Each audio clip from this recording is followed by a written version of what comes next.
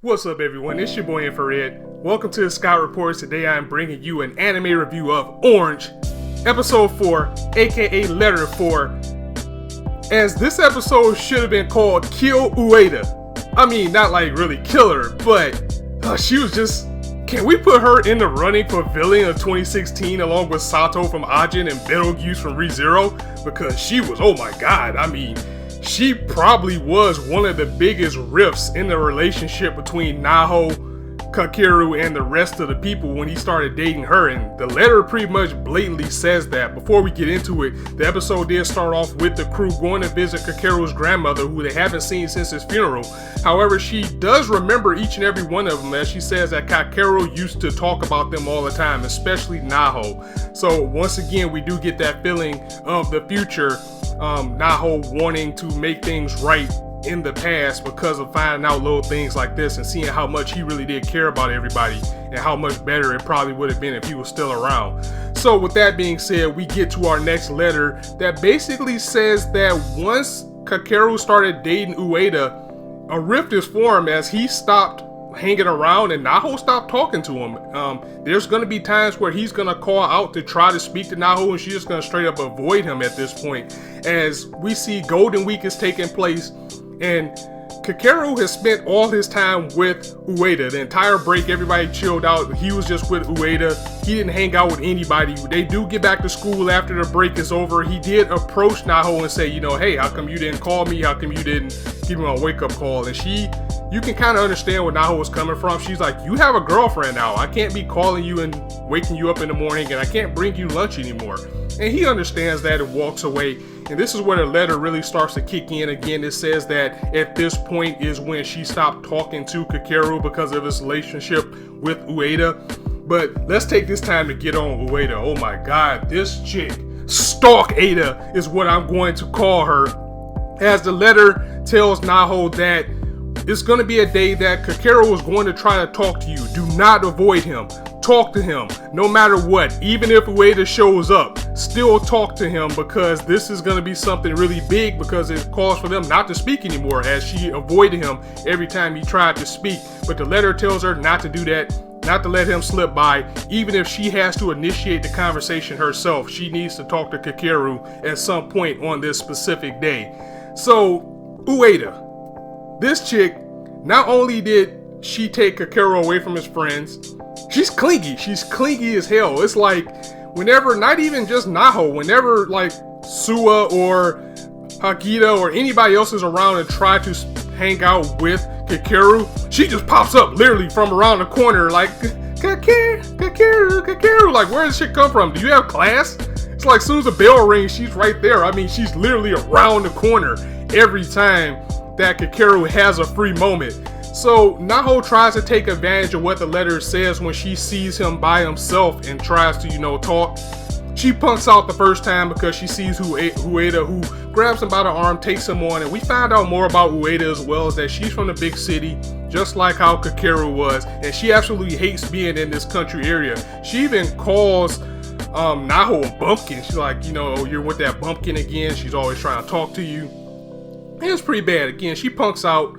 The second time she sees him, she does warming up a little bit and still tries to talk to him. And this bitch, Ueda, I'm sorry, I had to say it, straight up comes in, knocks her out with her bag and knocks Naho down, and then goes run to Kakeru like nothing happened. And Kakeru's looking like, what the hell are you doing? Apologize to her. You just knocked her down. And she's like, oh, it's an accident. I didn't mean to. And he's like, bullshit. You need to apologize. And this is where we see the dark side of Ueda, as she screams at Kakeru, I don't want you talking to other girls. She storms off. Kakeru goes to, help up Naho. Naho is embarrassed. She gets up and runs away too. But best boy Sua was there to say, you know what? Don't run away.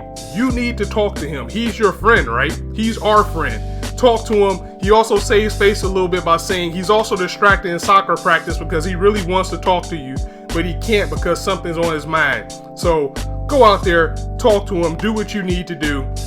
So Naho decides to go after him anyway, and she does catch up to him. She flags him down. She screams that, I'm sorry that I stopped calling you. I'm sorry that I wasn't bringing you lunch anymore because I really did like it. And you tried to tell me something one day and I want to know what it is. And Kakeru, he just smiles. He says, you know what? I forgot what I was going to tell you that day.